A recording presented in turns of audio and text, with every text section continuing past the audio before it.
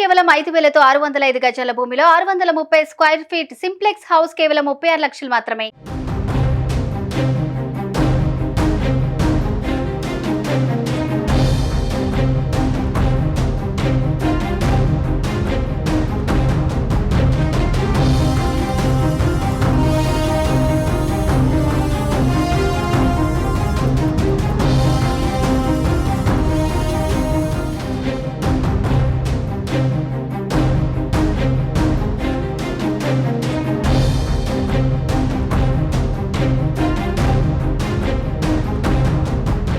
తెలంగాణలో అధికారం చేపట్టిన కాంగ్రెస్ ప్రభుత్వం ఎన్నికల్లో ఇచ్చిన 6 గ్యారంటీల అమలుపై ఫోకస్ పెట్టింది.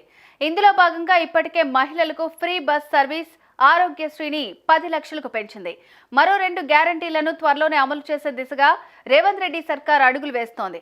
కాంగ్రెస్ ఆవిర్భావ దినోత్సవమైన ఈ నెల 28వ తేదీ ఇందుకు ముహూర్తం ఖరారు చేసింది. కొత్త సంవత్సరం కానుకగా ఇవి అమల్లోకి రానున్నాయి. తెలంగాణ కాంగ్రెస్ నిర్వహించిన పిఎసి సమావేశంలోనూ 6 గ్యారంటీలపై చర్చ జరిగింది. కాంగ్రెస్ పార్టీ వ్యవస్థాపక దినమైన డిసెంబర్ 28 నుంచి పింఛన్ పెంపు, 500కే గ్యాస్ సిలిండర్ అమలు ప్రక్రియను ప్రారంభించాలని నిర్ణయించినట్లు తెలుస్తోంది. భారీ కసరత్తు అవసరం లేకుండా తక్షణమే ప్రారంభించగలిగే పథకాలు ఏమున్నాయి అనే అంశంపై గాంధీ భవన్లో జరిగిన కాంగ్రెస్ పిఏసీలో చర్చించారు. ఈ క్రమంలోనే చేయూతలో భాగంగా నెలవారీ పింఛను 4,000కు పెంచి ఇవ్వాలన్న దానిపై ఏకాభిప్రాయం వ్యక్తమైనట్లు తెలుస్తోంది. రాష్ట్ర వ్యాప్తంగా పింఛన్ తీసుకుంటున్న లబ్ధిదారుల లెక్కలు కూడా సిద్ధంగా ఉన్నాయి.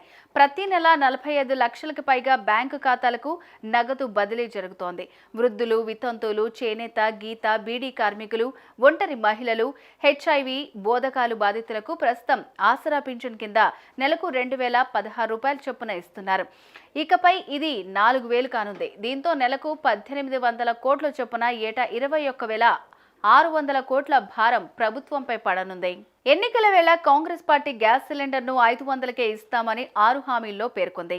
సిలిండర్ ధర 955 ఉండగా ప్రభుత్వం 455 సబ్సిడీ భరించాల్సి ఉంటుంది. రాష్ట్రంలో 1.20 కోట్ల వంట గ్యాస్ కలెక్షన్లు ఉన్నాయి. ఇందులో దారిద్ర్య రేఖకు దిగువన 89.99 లక్షల మంది ఉన్నారు. వీరికి ఏడాదికి 6 సిలిండర్లకు రాయితీ ఇస్తే ప్రభుత్వంపై 2,225 కోట్ల ఆర్థిక భారం పడుతోంది.